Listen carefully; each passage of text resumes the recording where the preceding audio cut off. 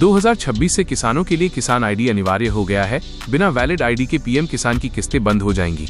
योगी सरकार किसानों को डिजिटल रूप से जोड़ने की योजना चला रही है। नई खाद खरीद नीति में किसानों को मशीन पर फिंगरप्रिंट से प्रमाणीकरण करना पड़ेगा। इससे कालाबाजारी रुकेगी और सही वितरण सुनिश्चित होगा। ग्रामीण क्षेत्रों में जागरूकता अभियान शुरू हो गया है। यूपी पॉलिटेक्निक लेक्चरर भर्ती प्रक्रिया शुरू हो गई है। इलाहाबाद यूनिवर्सिटी में छात्र प्रदर्शन बढ़े हैं। योगी सरकार रोजगार के नए अवसर पैदा कर रही है। सीएम योगी के निर्देश पर एलडीए ने गरीबों के लिए तेजी से हाउसिंग प्रोजेक्ट शुरू किया। लखनऊ वाराणसी में प्लॉट नियमितीकरण पर राहत मिली। फीस कम कर कानूनी मान्यता दी जा रही है। पीएम किसान योजना में किसान क्रेडिट कार्ड का दायरा बढ़ाया गया। गन्ना किसानों को बेहतर मूल्य और समय पर भुगतान मिल रहा। नीति निर्माण में किसानों को भागीदार बनाया जा रहा है। 6 दिसंबर बाबरी विध्वंस बरसी पर अयोध्या से शामली तक हाई अलर्ट है। संवेदनशील इलाकों में पुलिस गश्त बढ़ाई गई। सोशल मीडिया पर अफवाहों पर सख्ती के आदेश हैं। उत्तर प्रदेश में ओडोप 2.0 और ओडीओसी योजनाएं शुरू। स्थानीय उद्योगों को बूस्ट। अलीगढ़ लॉक उद्योग के लिए निर्यात बढ़ाने की नई स्कीम। आर्थिक विकास को गति मिलेगी। यूपी में 75 जिलों में स्टेडियम और हर ब्लॉक में मिनी स्टेडियम बनेंगे। खेल सुविधाओं का विस्तार शुरू। युवाओं को प्रोत्साहन देने वाली बड़ी योजना। आजमगढ़ को स्मार्ट लर्निंग हब बनाने के लिए 2 सीएम मॉडल स्कूल मंजूर। शिक्षा सुधारों में तेजी। प्राइवेट स्कूल मान्यता और बोर्ड परीक्षाओं पर फोकस। बाबा साहेब अम्बेडकर परिनिर्वाण दिवस पर सीएम योगी, अखिलेश और मायावती ने श्रद्धांजलि दी। मथुरा से अयोध्या तक सुरक्षा कड़ी शांति बनाए रखने पर जोर।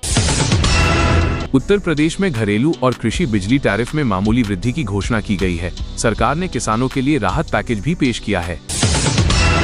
सभी जिलों में स्वच्छता अभियान को बढ़ावा देने के लिए नई योजना शुरू की गई है। कूड़ा निपटान और जल निकासी सुधार पर फोकस है। नदियों और बांधों की साफ सफाई का काम तेजी से चल रहा है। जल संरक्षण को लेकर विभागों के बीच समन्वय बढ़ाया गया है। महिलाओं के लिए 24x7 हेल्पलाइन नंबर शुरू किया गया है। पुलिस एनकाउंटर टीमों को महिला सुरक्षा के लिए नया प्रशिक्षण दिया जा रहा है। राज्य सरकार ने डिजिटल क्लासरूम को बढ़ावा देने के लिए 50 करोड़ रुपए का बजट आवंटित किया है। स्कूलों में स्मार्ट बोर्ड लगाने की तैयारी जारी है।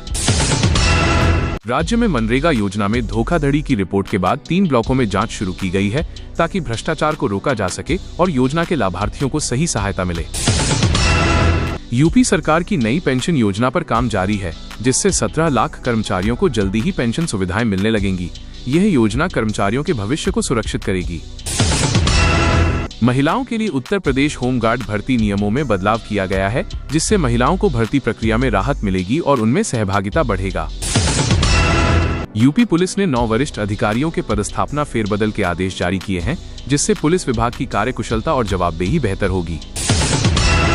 प्रदेश में बिजली बिलों में राहत के लिए व्यापक अभियान चलाया जा रहा है, जिससे उपभोक्ताओं को आर्थिक बोझ कम होगा और बिजली सेवाएं सस्ती होंगी। मुख्यमंत्री योगी आदित्यनाथ ने जेवर एयरपोर्ट का कार्य 5 दिसंबर तक पूरा करने के कड़े निर्देश दिए हैं, जिससे राज्य के वायु संपर्क में सुधार आएगा। गंगा एक्सप्रेसवे का ट्रायल जल्द दिसंबर में शुरू होने वाला है। जनवरी 2026 से इसकी आधिकारिक शुरुआत होगी। ये परियोजना सड़क परिवहन को काफी सुगम बनाएगी।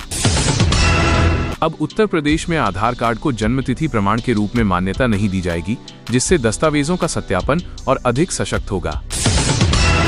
समाजवादी पार्टी ने बिजली बीएलओ पीड़ित परिवारों को 2 लाख रुपए की आर्थिक सहायता देने की घोषणा की है, जो लोगों को वित्तीय सहयोग प्रदान करेगी।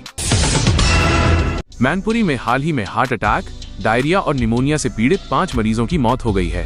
यह घटना स्थानीय स्वास्थ्य व्यवस्था की गंभीर चुनौतियों को उजागर करती है। परिवार वाले और ग्रामीण इस त्रासदी से गहरे सदमे में हैं और तत्काल बेहतर चिकित्सा सुविधाओं की मांग कर रहे हैं।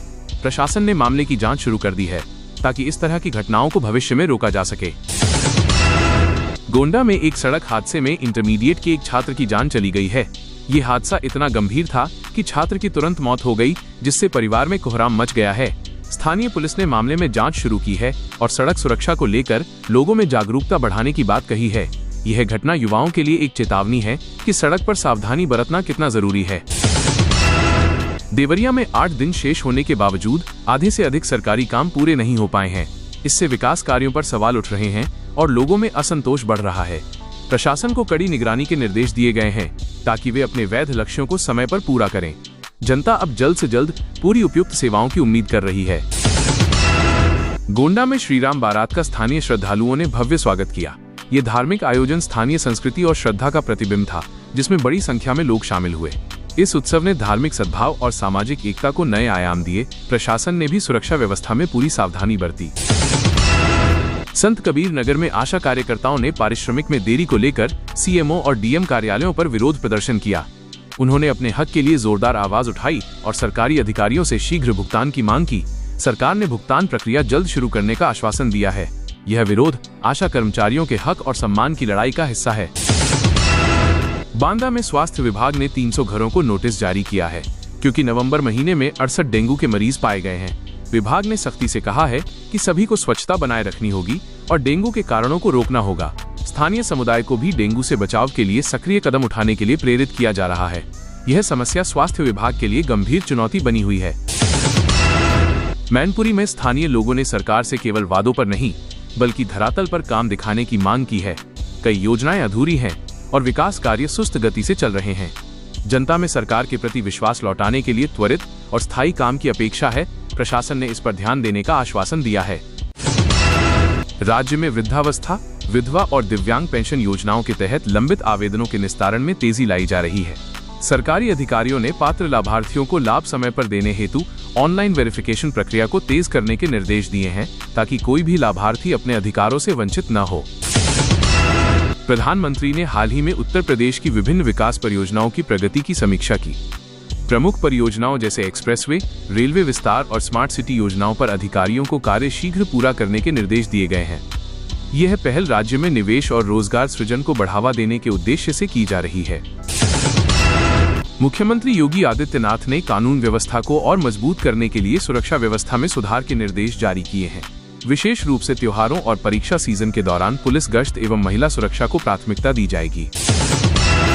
राज्य के विभिन्न विभागों में सरकारी नौकरियों के लिए भर्तियां जारी हैं, जिनमें शिक्षा, स्वास्थ्य, पुलिस और राजस्व विभाग शामिल हैं। युवाओं को सलाह दी जा रही है कि वे आवेदन तिथि से पहले आवश्यक दस्तावेजों के साथ आवेदन प्रक्रिया पूरी करें।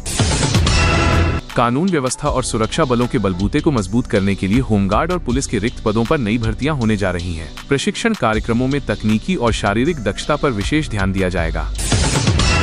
शैक्षणिक संस्थानों में सर्दी और परीक्षा सीजन के मद्देनजर नया अकादमिक कैलेंडर तैयार किया जा रहा है।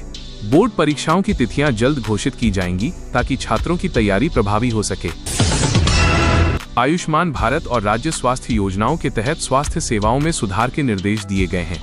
जिला अस्पतालों और प्राथमिक चिकित्सा केंद्रों में दवा और डॉक्टरों की उपलब्धता सुनिश्चित करने के लिए विशेष कदम उठाए जा रहे हैं। तो दोस्तों, ये थी आज की 25 सबसे बड़ी यूपी की खबरें। अगर आपको वीडियो पसंद आया हो तो लाइक करें, शेयर करें और सब्सक्राइब करना ना भूलें। अगली बड़ी अपडेट के साथ फिर मिलेंगे।